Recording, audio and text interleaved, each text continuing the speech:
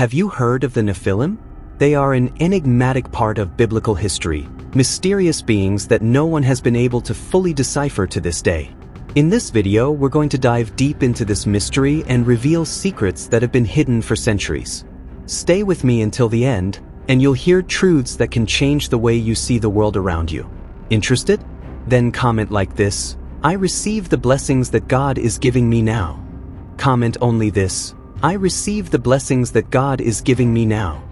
And when I see your comment, I'll give it the little heart, because I know you'll achieve this result soon.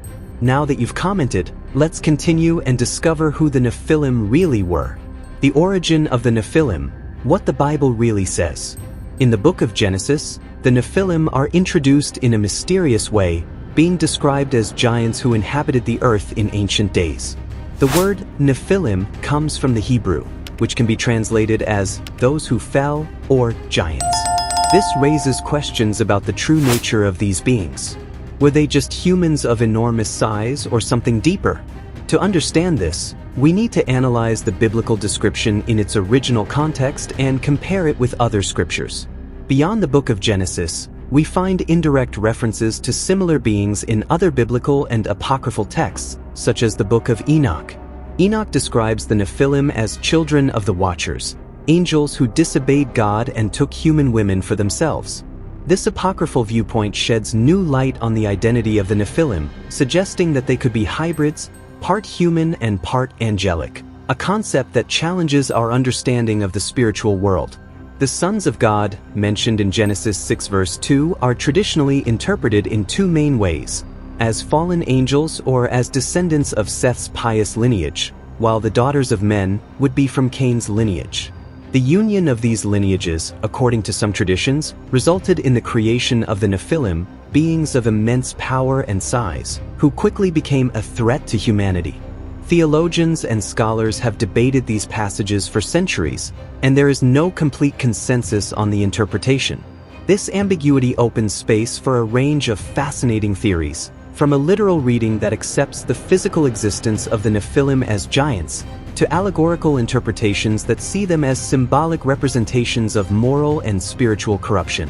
Whatever the interpretation, the enigma of the Nephilim remains one of the most intriguing mysteries of the scriptures. Faced with these various interpretations, we can see that the mystery of the Nephilim challenges us to look beyond what is evident, to question and seek a deeper understanding of the scriptures. Are these passages an echo of ancient events that challenge our modern understanding of the spiritual world? With each reading and analysis, the mystery intensifies, making it clear that the story of the Nephilim is more than a simple biblical curiosity. It is an invitation to explore the unknown, giants or fallen angels. Unraveling the nature of the Nephilim. The physical description of the Nephilim as giants has intrigued scholars and archaeologists for decades. Were they exceptionally large human beings or something entirely different? The Bible mentions that they were the mighty men of old, men of renown, Genesis 6 verse 4. The word giants suggests an unusual stature, but it can also symbolize power and influence. This raises questions about the true nature of these beings and how they were viewed by the people of their time. The fallen angels theory presents the Nephilim as the result of the union between celestial beings and humans, which leads us to a deep discussion about the interaction between the spiritual and physical worlds. This theory suggests that the Nephilim were not just giants, but hybrids, a combination of divine and human. This mixture would have given them abilities and knowledge that surpassed those of ordinary humans, which could explain why they were feared and respected. In various ancient cultures, we find myths about giant beings or gods who descended from heaven to relate to humans.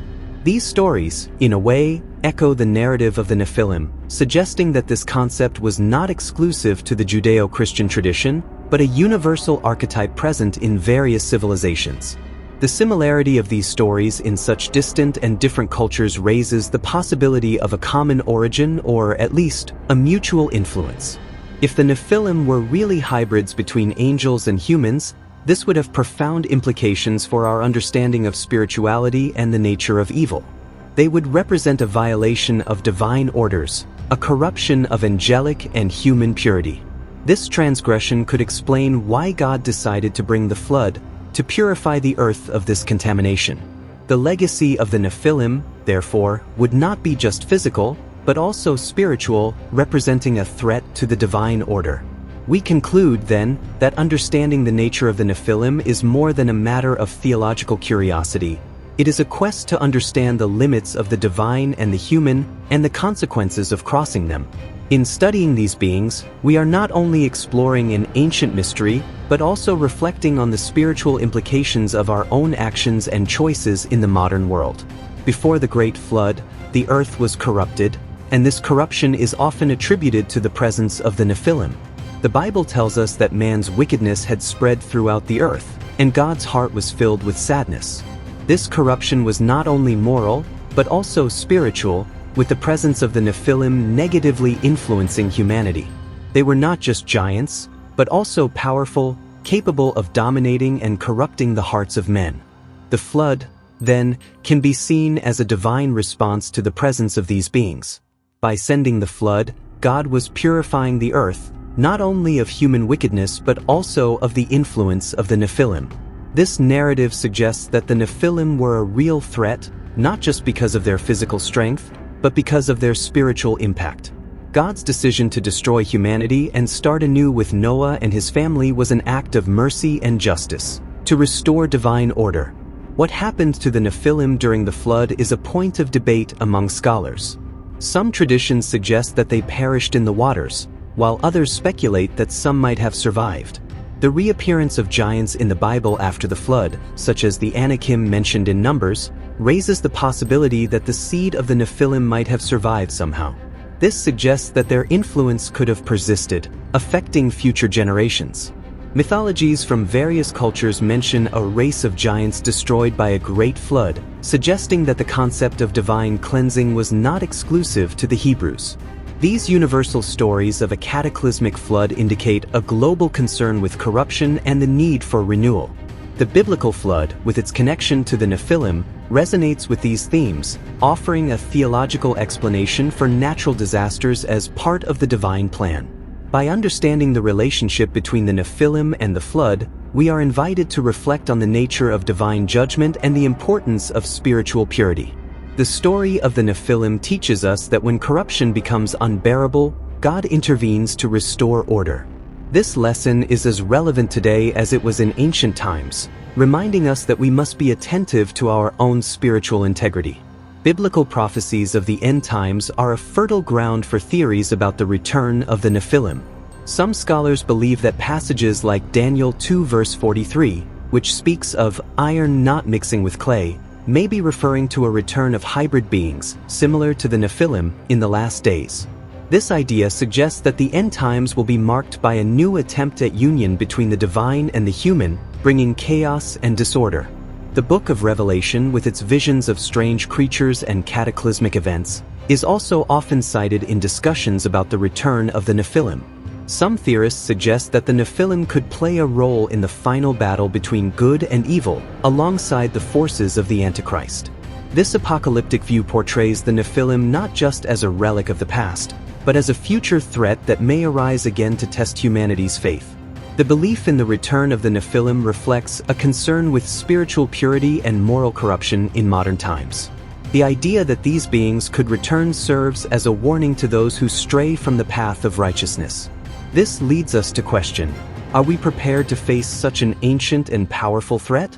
The story of the Nephilim is a reminder that the spiritual battle is ongoing and requires constant vigilance. The spiritual implications of believing in the return of the Nephilim are profound. If these beings represent a forbidden union between the divine and the human, their return would indicate an increase in evil spiritual activity.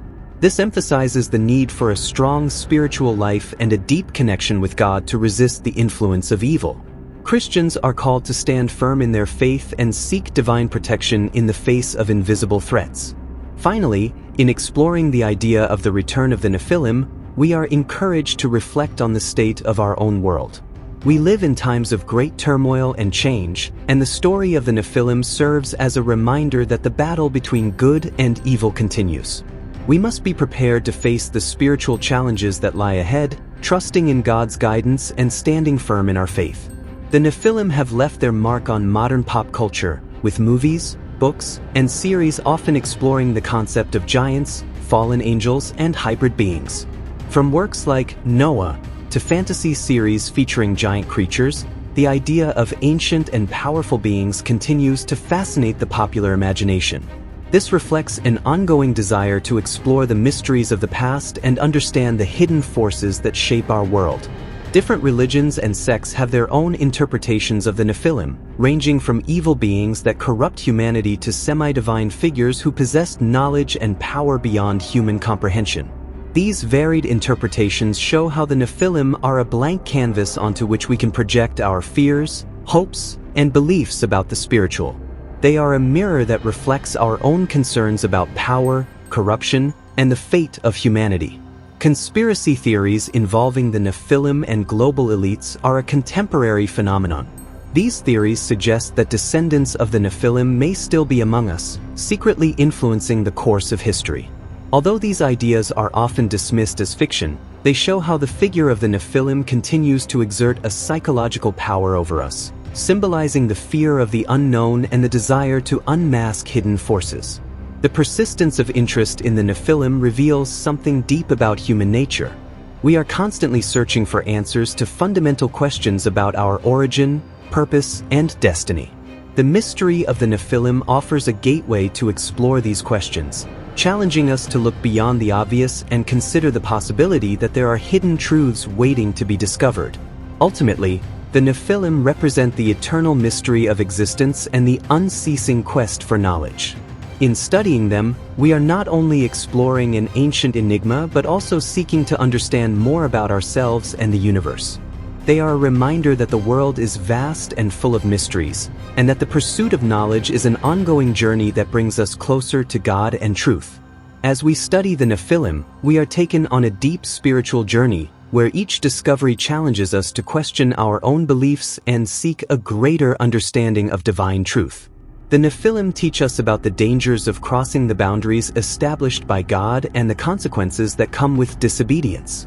They are a reminder that the pursuit of power and knowledge outside of God's will can lead to destruction. Many scholars and theologians believe that the study of the Nephilim can bring valuable insights into the nature of evil and temptation.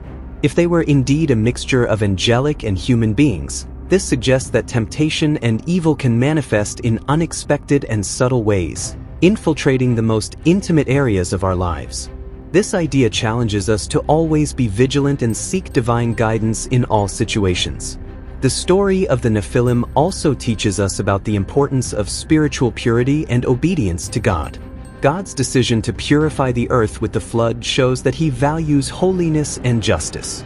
For us, this means that we must constantly evaluate our actions and intentions, seeking to live according to divine principles. It is a call to keep our hearts pure and our minds focused on God. These reflections remind us that the spiritual battle is real and ongoing. The Nephilim, with their mystical origin and hybrid nature, are a symbol of the forces working against God's will. We must be aware of these forces and armed with divine faith and wisdom to resist them. The story of the Nephilim is not just an ancient tale, but a warning to all of us about the need to stand firm in our faith. Finally, as we deepen our understanding of the Nephilim, we are invited to seek a deeper connection with God. This quest will lead us to a greater understanding of His will and empower us to live a life that honors His holiness. The Nephilim are a reminder that, no matter how deep the mystery, the answer always lies in God and our relationship with Him. In light of everything we've seen about the Nephilim, it's clear that the quest for understanding and knowledge must be guided by divine wisdom. Never forget, trust in the Lord with all your heart and lean not on your own understanding. Proverbs 3 verse 5. I'll repeat, trust in the Lord with all your heart and lean not on your own understanding. Let God be the guide in your spiritual journey, for He holds all knowledge and truth. On my YouTube channel, I focus on 3 things: educate, inspire, and elevate. I want to help you get closer to Jesus, our Lord and Savior. And you who watched until here, comment like this: I stayed until the end. Just comment that.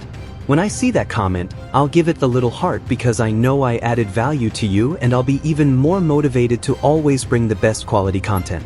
Now a powerful video is appearing on your screen that is a sequel to this one here.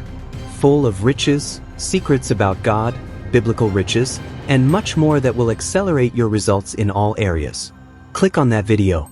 Do it now.